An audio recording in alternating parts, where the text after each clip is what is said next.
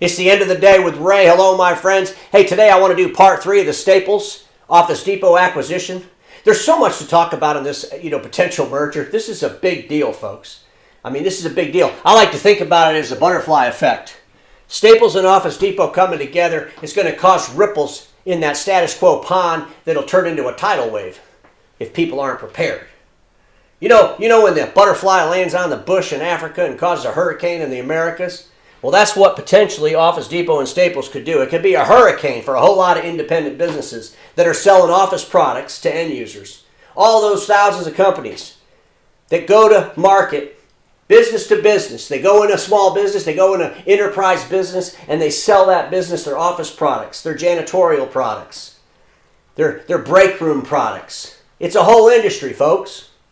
And in that industry today, those thousands of resellers, they have basically 2 wholesalers they buy from. And those 2 wholesalers are, one of them is Essendant, and one of them is SP Richards. Let's talk about Essendant first. Essendant is owned by Sycamore Partners, who also owns Staples, and of course Staples owns Dex Imaging. There's a firewall between Staples and Essendant, or at least they say there is. There's no reason to believe there's not.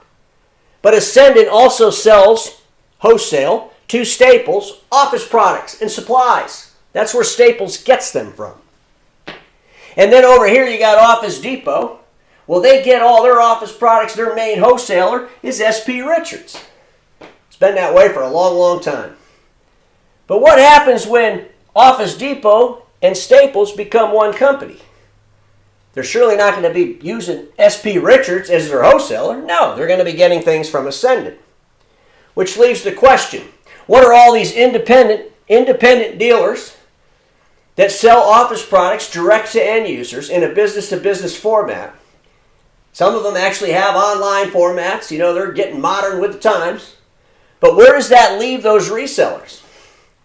If SP Richards struggles because they lose the Office Depot account, which is likely could happen, it's safe to say that Office Depot would be SP Richards' largest customer, right?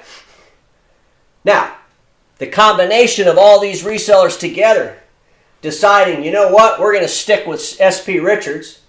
Let's make SP Richards the go-to place for all the independent resellers. Then SP Richards would be in fantastic shape and they could be a competitor against Essendant. But if a lot of these independent companies continue to buy from Essendant, it could put pressure on SP Richards. Pressure that we don't want to see, because if SP Richards goes away, there's basically one player in the space who, guess what? They'll probably be more loyal to Staples than they are to the independents. I don't mean to say that in a derogatory way, but it's business. It's reality. The marketplace is changing. The marketplace has to consolidate. Everybody knows this. There's way oversaturation between supply and demand in that sector. We all know it big time. But ladies and gentlemen, the power of those independents could be really critical today. They've got more power than they've ever had in their life. The question is, are they going to exercise that power? And are they going to work with SP Richards to kind of balance out what happens when Staples and Office Depot come together? And then the question is, will SP Richards look for a different partner? Maybe they partner with someone that, before that acquisition was announced, no one would have ever imagined. There's a lot of potential players that could say, SP Richards, we want to partner with you. You could help us deliver office products and supplies to our customers. Maybe some other vertical channels. Think about my friends in the Document Imaging channel as an example. There's going to be some shakeups. It's definitely the butterfly effect. And the office products resellers are faced with some huge challenges. I can't even imagine if this was going on in the Document Imaging channel. Could you imagine if the Document Imaging channel, all those dealers only had 2 places they could buy their machines from? Well, eventually we'll probably get to 3, maybe 4. But could you imagine if overnight they only had 2, and one of them was a mega giant that also sold to someone that could crush us? Be pretty scary, wouldn't it?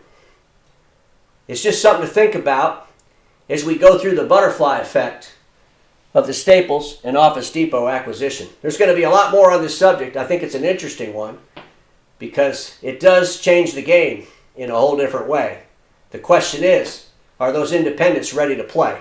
I'm going to end my time like I always do. Status quo is the killer of all that'll be invented. Don't get stuck in status quo, and I'll see you all tomorrow.